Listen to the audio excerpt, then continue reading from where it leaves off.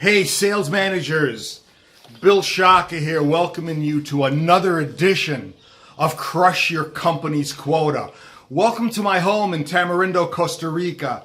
Actually, I'm not in Tamarindo anymore. I'm near a little town called Cartagena.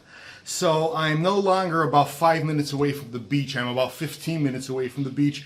But I did so because of this tropical isolation. I don't know if you could see the background. This is a lot more quiet. It's a lot more contemplative. It gives me the ability to focus a lot more on research and to thinking about what I need to do to assist you in crushing your company's quota. So today, here's what I would like to talk about. Coaching salespeople through weaknesses by highlighting their strengths. Now, let me try to unpack this a little bit. If you look at your sales cycle, from pre-prospecting to the very end, asking for referrals, if those are part of your sales cycle, you've got this linear sequence of events that have to occur. If you rate your salespeople on each of those linear segments, let's say on a scale of 1 to 10, 1 being they absolutely suck at it, 10 being they're a superstar at it, you're going to find potential weaknesses, flaws, weak points, gaps in their performance. Very rarely are you going to find somebody that's 10 right across the board or somebody even that's 7 right across the board. Normally what you're going to find is somebody's great at one thing, mediocre at something else, great at the next thing, really sucks at the next thing, etc., etc. So it's more like a peak and valley situation with varying degrees of amplitude.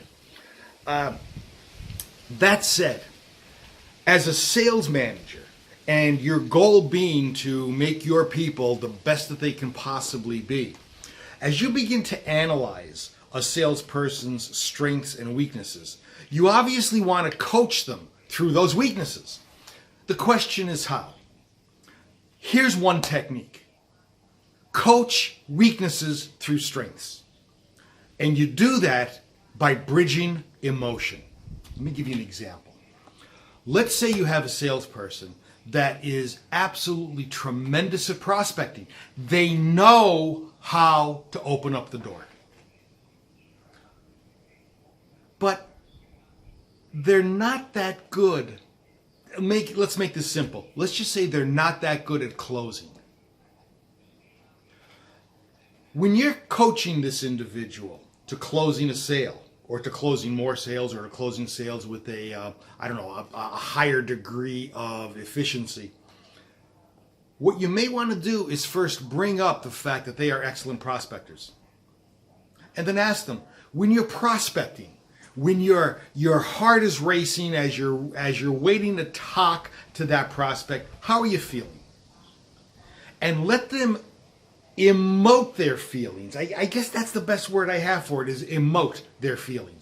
You want the emotion to come out. Oh, when I'm prospecting, I'm out for blood. They're not going to get away from me. And explore that with the individual. Get them to not just be logical about their prospecting, but to get as emotional as they can. Work them into a little bit of a frenzy. And then stop and highlight that emotion. Boy, you really, really, really get excited over prospecting. What goes through your head when you're prospecting? What are you thinking about? Well, I'm thinking about if I could make this sale. I mean, I could afford that addition on the house. If I could make that sale, my spouse and I can finally get away for that 2 weeks in Jamaica. If I could make that sale, I can probably get my kids into a private school. Whatever it happens to be, get that emotion rolling, and then get them to think about why that emotion is rolling. And once you do that, it's easy to make the bridge into closing. Let's talk for a few minutes about your closing strategies. What's going on in your mind when you're closing? Well, I start to get a little bit nervous. I start to think that maybe I didn't do a good job presenting or discovering and asking the right questions and so forth. At this point, what you want to do is bring up the emotion that they were feeling when you were talking to them about prospecting. And say, do you remember when we were talking about prospecting a few minutes ago, how you said you have that I will not be denied attitude? What could you do to bring that to your closing?